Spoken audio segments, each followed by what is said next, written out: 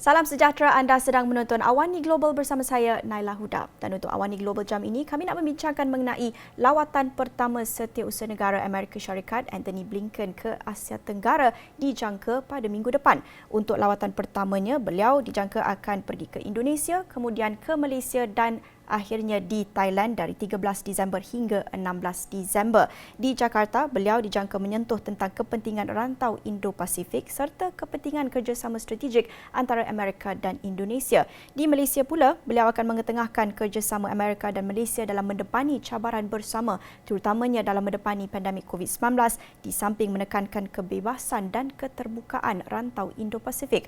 Manakala di Thailand, Blinken akan menyentuh tentang Pakatan Amerika-Thailand terutama untuk bekerjasama ke arah pemulihan ekonomi pasca pandemik COVID-19. Untuk setiap lawatan itu juga, Blinken turut akan menyentuh tentang krisis di Myanmar yang masih belum menunjukkan tanda reda. Dan bukan sahaja dengan kerajaan, malah beliau juga akan berjumpa dengan pemimpin-pemimpin masyarakat sivil serta juga pemimpin sektor perniagaan. Dan ini bukan lawatan pertama oleh pentadbiran Joe Biden ke Asia Tenggara. Di mana kita juga melihat naib Presiden Kamala Harris juga membuat lawatan pertamanya ke rantau ini pada Ogos lalu. Dan Amerika juga dijangka bakal melancarkan strategi Indo-Pasifik yang baharu dan komprehensif. Jadi apa yang boleh kita jangkakan dengan lawatan Blinken pada minggu depan? Adakah strategi atau pendekatan oleh pentadbiran Biden dijangka dapat diperjelaskan lagi dengan lawatan ini?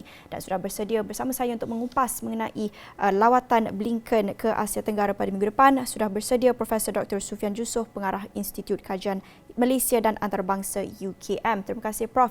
Bersama saya dalam Awani Global jam ini. Pertama sekali kita ingin melihat secara umumnya bagaimana Prof melihat dan menilai lawatan Blinken ke Indonesia, Malaysia dan Thailand pada minggu depan.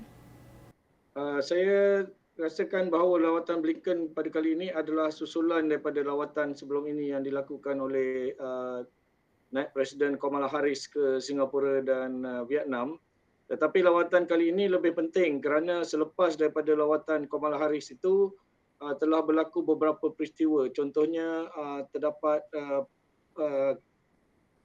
Amerika Syarikat keluar daripada Afghanistan dengan secara tergesa-gesa. Yang kedua, perjanjian berkaitan dengan kapal selam nuklear melibatkan Australia, AUKUS. Dan ini juga telah menambahkan kegusaran di kalangan negara-negara di Asia Timur. Yang ketiga berkaitan dengan perjanjian CPTPP, iaitu ini berkaitan dengan ekonomi, perhubungan ekonomi, di mana China telah pun memohon untuk menyertai perjanjian CPTPP, iaitu peralihan daripada TPPA sebelum ini di mana Amerika Syarikat menarik diri pada 2016, tetapi masih tidak menyatakan bahawa mereka ingin menyertai perjanjian tersebut. Jadi ini adalah antara beberapa perkara yang saya rasa amat perlu untuk dibincangkan di antara Blinken dan juga pemimpin-pemimpin Thailand, Malaysia dan Indonesia pada minggu depan.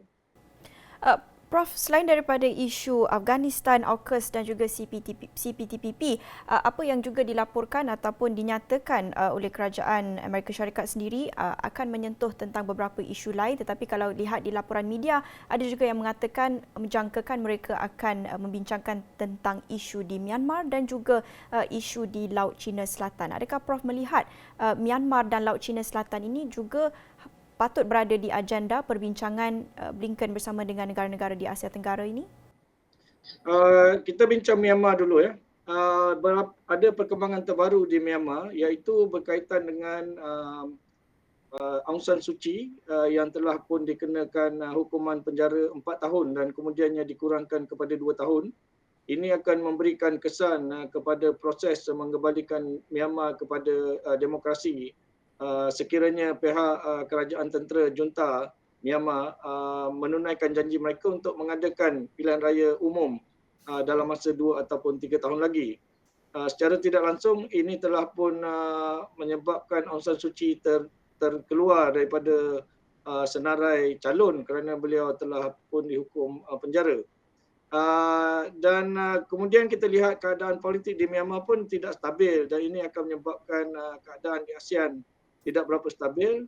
Pihak junta telah menjurus lebih kepada pengaruh Rusia sekarang ini Dan ini akan menimbulkan sedikit kegusaran kepada pihak Amerika Syarikat. Tambahan pula pada tahun hadapan pengerusi ASEAN ialah Kemboja yang dilihat lebih menjurus kepada satelit China dibandingkan dengan kuasa besar lain. Jadi saya rasa ini antara isu yang perlu dibincangkan bagaimana ASEAN menangani isu Myanmar. Yang kedua berkenaan dengan Laut Cina Selatan, saya rasakan bahawa Laut Cina Selatan ini tidak ada perkembangan baru. Memang China telah pun terus mengukuhkan kedudukan mereka di Laut Cina Selatan dengan menambahkan pasukan armada, dan baru ini juga ada terdapat sedikit isu berkaitan dengan pihak Indonesia yang telah pun memulakan penggalian minyak dan gas di Laut Natuna Utara, dan ini dibantah oleh China. Dan pihak Amerika Syarikat saya rasa akan terus meneruskan usaha mereka melalui armada Pasifik mereka untuk meronda di Laut Cina Selatan. Tetapi mungkin isu yang lebih besar ialah berkaitan dengan Taiwan, ya. Iaitu Taiwan juga adalah sebahagian daripada negara ataupun wilayah yang ingin mempunyai tuntutan bertindih di Laut Cina Selatan, dan ini juga menimbulkan sedikit konflik dengan China, dan Amerika Syarikat dilihat secara jelas memilih untuk memihak kepada pihak Taiwan. Prof, saya nak berbalik kepada Myanmar di mana Prof ada menyentuh sedikit tentang tahun depan di mana Kemboja dijangka menjadi pengerusi ASEAN baharu. Kita nak melihat posisi Kemboja yang dilihat lebih cenderung ataupun lebih berpihak kepada Myanmar. Apakah agaknya pendirian yang akan diambil Amerika Syarikat dalam perbincangannya bersama dengan Indonesia, Malaysia dan Thailand pada minggu akan datang apabila bercakap tentang ASEAN pada tahun depan, bagaimana peranan ASEAN untuk menangani konflik di Myanmar ini dengan Kemboja sebagai pengerusi baharu? Apa agaknya pendirian yang akan diambil Amerika Syarikat? Kerana kita melihat Washington memberi sedikit ruang kepada ASEAN untuk menangani konflik di Myanmar ini tanpa terlalu mencampuri ataupun campur tangan konflik atau krisis di Myanmar ini. Jadi bagaimana agaknya pendekatan atau posisi yang ingin dimainkan Amerika Syarikat pada tahun hadapan? Saya rasa Amerika Syarikat cuba mencari jalan tengah dengan membenarkan ASEAN ataupun memberikan ruang kepada ASEAN untuk mencari jalan penyelesaian. Kerana tidak ada orang lain yang lebih faham tentang Myanmar melainkan beberapa negara di ASEAN.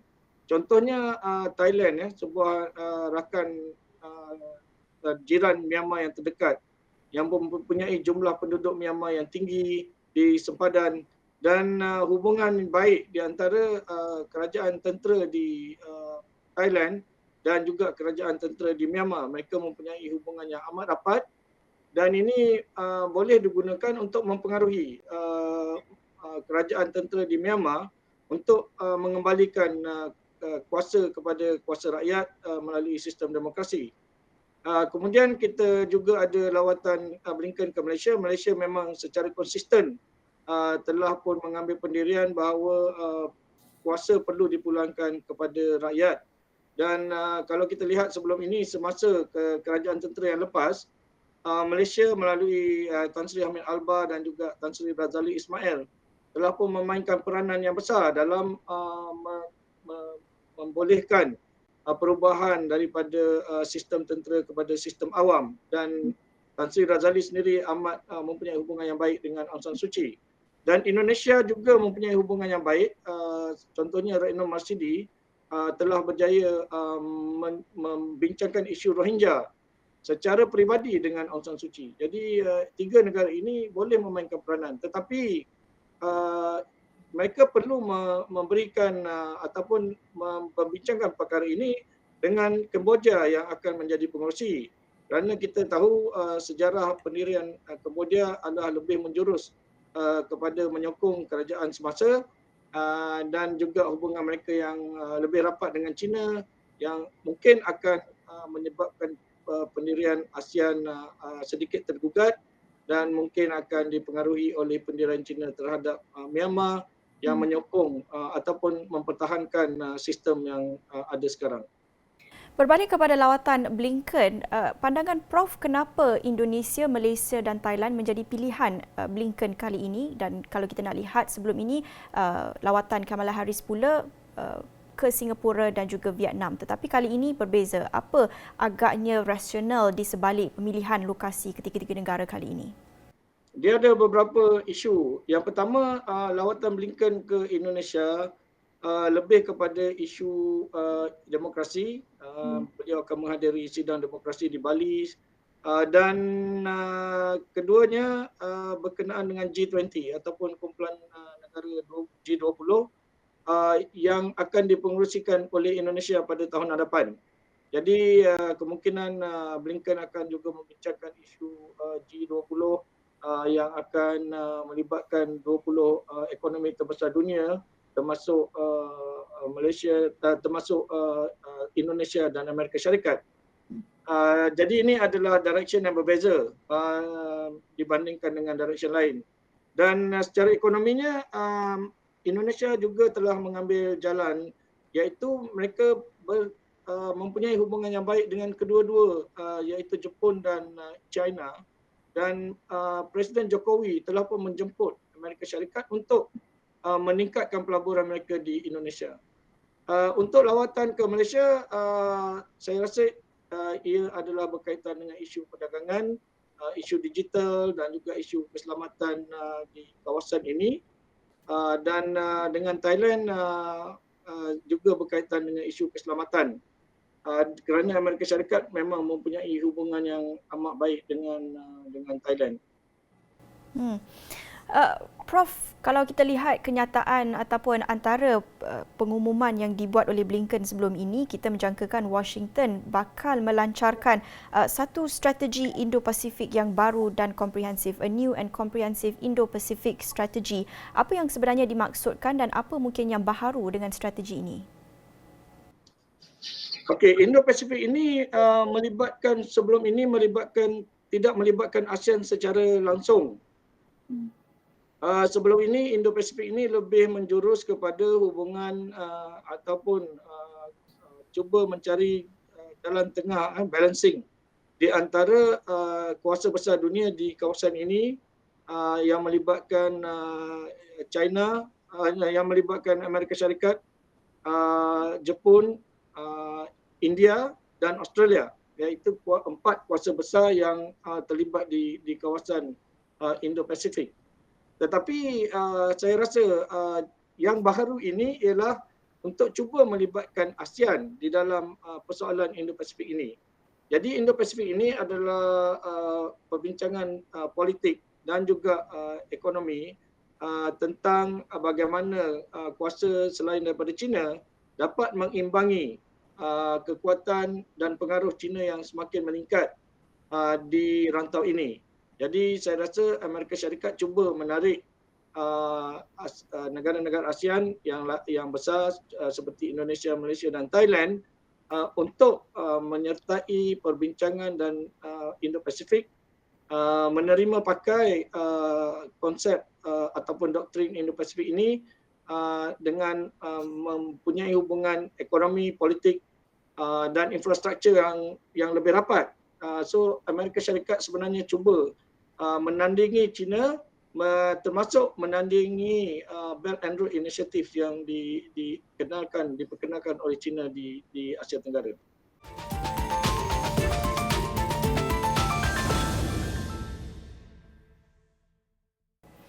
Prof, kalau nak menilai pada tahun ini sahaja dengan strategi atau doktrin Indo-Pasifik yang dikemukakan Amerika Syarikat, dan pada masa yang sama nak melihat juga pendekatan China dengan kita melihat ada strategic partnership juga yang diadakan China bersama dengan negara-negara ASEAN. Bagaimana Prof melihat antara kedua-dua strategi dan pendekatan yang dikemukakan antara dua kuasa besar ini di rantau Asia Tenggara, dan apa agaknya yang ditafsir ataupun dinilai daripada perspektif negara-negara ASEAN?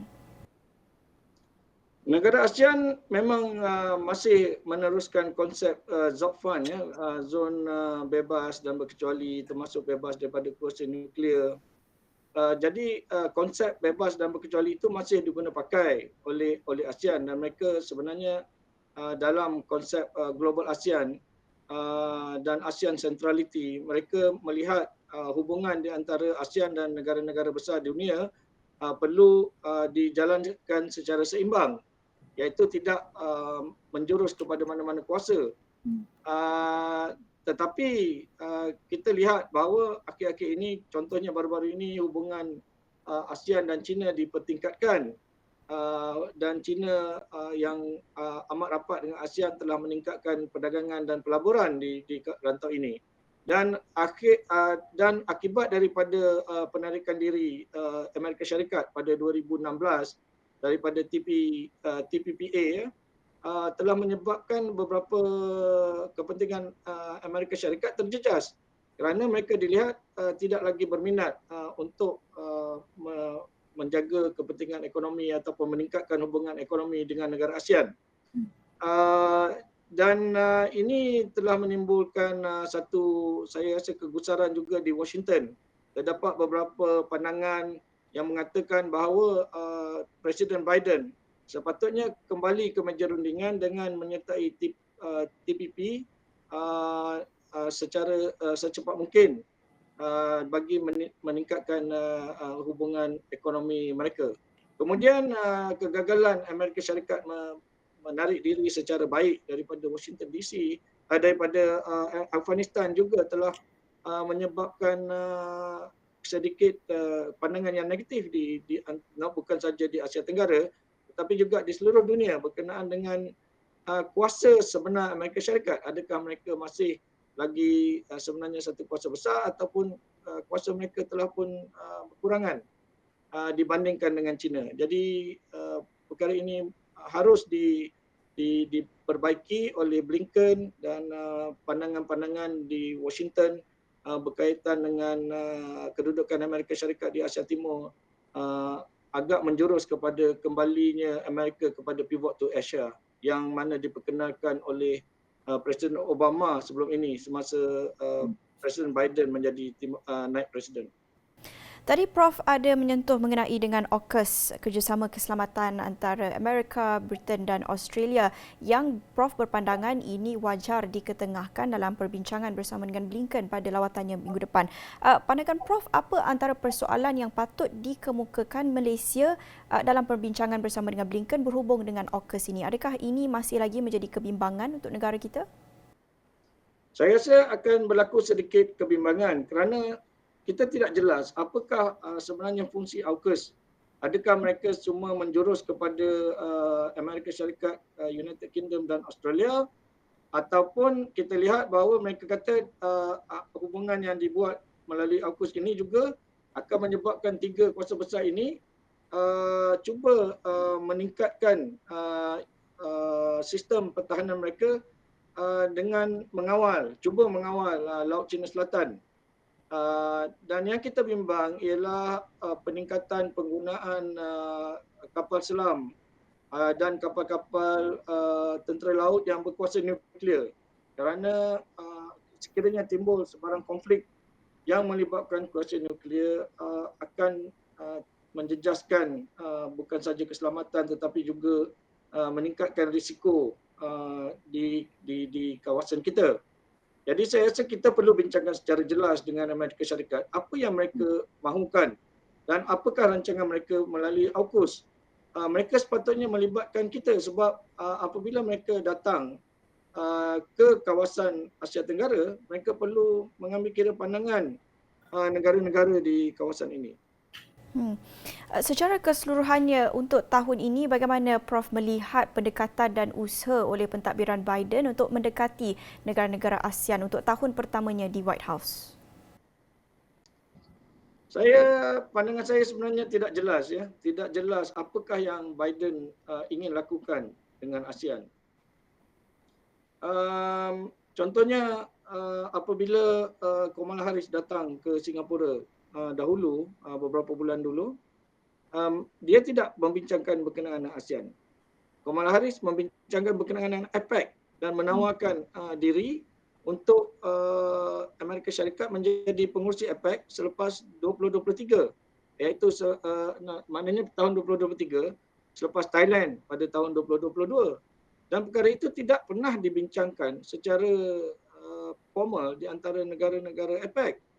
Tapi tidak dibincangkan tentang negara ASEAN. Jadi di situ kita tidak tahu sama ada pihak kerajaan Biden sebenarnya masih memberikan perhatian kepada ASEAN, masih meletakkan ASEAN sebagai satu kumpulan international organisation yang perlu mereka berhubung dengan baik ataupun meningkatkan hubungan mereka dengan 10 negara ini. Jadi kita tidak ada mempunyai satu pandangan yang jelas tentang itu. Mereka lebih fokus kepada APEC, kepada hubungan China, kepada hubungan dengan Taiwan, tanpa memberikan satu penjelasan apakah mereka inginkan daripada ASEAN. Dibandingkan dengan Trump, memang jelas Trump tidak ada apa-apa kepentingan dengan ASEAN. Tetapi Presiden Obama sebelum itu mempunyai satu pandangan yang jelas, iaitu mereka perlu berhubung dengan baik dengan ASEAN melalui Pivot to Asia. Selain daripada kita nak membincangkan pentadbiran Biden, kita juga ingin melihat di Asia Tenggara dalam ASEAN itu sendiri. Sebelum kita nak menjangkakan Kemboja sebagai pengerusi ASEAN pada tahun hadapan, kita juga ingin melihat dan juga reflect sedikit tahun ini bagaimana Prof melihat peranan Brunei sebagai pengerusi ASEAN, kerana kita melihat banyak perkara yang berlaku pada tahun ini dengan pentadbiran Biden yang baharu di White House dan juga dengan konflik di Myanmar, banyak perkara pada tahun ini dengan juga pandemik COVID-19. Bagaimana untuk kita menilai posisi atau peranan yang dimainkan Brunei pada tahun ini? Saya lihat Brunei walaupun sebuah negara yang kecil, tetapi mereka telah memainkan peranan dengan baik sebagai pengerusi ASEAN. Ditambah pula dengan pandemik, ya, walau semasa kepengurusian itu diumumkan, pandemiknya tidak ada. Jadi Brunei bersiap sedia untuk mempengerusikan ASEAN secara fizikal, tetapi sebagaimana yang dilalui oleh Malaysia pada tahun 2020 sebagai pengerusi APEC, Brunei pun terpaksa melaksanakan semua mesyuarat ASEAN secara dalam talian, dan ini telah berjaya dijalankan dengan baik. Kemudian Brunei juga menghadapi satu cabaran kerana di awal Brunei menjadi pengerusi, tiba-tiba berlaku rampasan kuasa di Myanmar, dan ini telah menimbulkan satu boleh saya katakan huru-hara juga di dalam hubungan luar ASEAN, dasar luar ASEAN. Dan Brunei telah berusaha untuk melakukan yang terbaik, melantik duta khas, wakil pengerusi, tetapi tidak mendapat sokongan yang baik daripada kerajaan Myanmar. Tetapi mereka telah melakukan yang terbaik. Yang ketiga berkenaan dengan ekonomi, terdapat juga rancangan berkenaan dengan digital ekonomi, berkenaan dengan ASEAN Recovery Plan, berkenaan dengan perjanjian digital yang baru, dan banyak lagi dokumen-dokumen yang kalau kita lihat telah pun dipromosikan dan diuruskan dengan baik oleh Brunei. Mungkin kalau orang yang mengikuti ASEAN, ini adalah kejayaan-kejayaan mereka. Mungkin tidak begitu menyelah kerana dia lebih kepada isu ekonomi dan isu ekonomi, digital ekonomi dan sebagainya ditenggelamkan oleh isu Myanmar. Okey, akhir sekali Prof, menjelang lawatan Blinken pada minggu depan dan juga mengambil kira kita berbaki beberapa minggu sahaja lagi sebelum kita memasuki tahun baharu dengan Kemboja sebagai pengerusi ASEAN yang baharu pada tahun depan, apa antara dinamik atau landscape politik yang boleh kita jangkakan di ASEAN pada tahun hadapan untuk mungkin menjadi latar belakang ataupun untuk mungkin mempengaruhi sedikit apa yang boleh kita jangkakan dengan lawatan Blinken pada minggu depan? Saya rasa Amerika Syarikat akan cuba meningkatkan tekanan kepada ASEAN untuk mencari jalan penyelesaian di Myanmar. Tetapi sepanjang pengalaman saya bekerja dengan Myanmar, saya rasakan mungkin apa usaha pun akan mendapat satu kekangan daripada kerajaan junta Myanmar.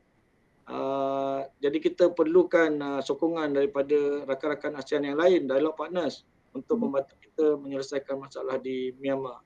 Yang kedua berkenaan dengan ekonomi, Amerika Syarikat sepatutnya melihat ASEAN sebagai rakan dagangan mereka yang besar, rakan pelaburan, dan mereka perlu menumpukan kepada kepentingan perdagangan dan pelaburan di ASEAN dan membantu ASEAN mencari balance ataupun to find the balancing act di antara supaya tidak sangat tertumpu kepada China. Bukan saya katakan tidak baik, tetapi kita perlukan satu balancing act untuk membolehkan ekonomi kita tidak tertumpu kepada satu kuasa sahaja.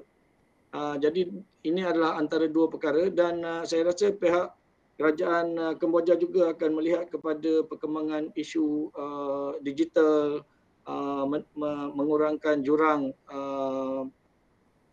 pembangunan di antara beberapa negara di Indo-China, negara ASEAN di Indo-China. Okey, baik. Terima kasih. Itu tadi Profesor Dr. Sufian Jusso, Pengarah Institut Kajian Malaysia dan Antarabangsa UKM, sedikit sebanyak kongsikan pandangan menjelang lawatan Setiausaha Negara Amerika Syarikat Antony Blinken pada minggu depan. Dan itu sahaja masa kita ada untuk Awani Global Jam ini. Bersama saya Nala Huda. Kita jumpa lagi. Salam hormat.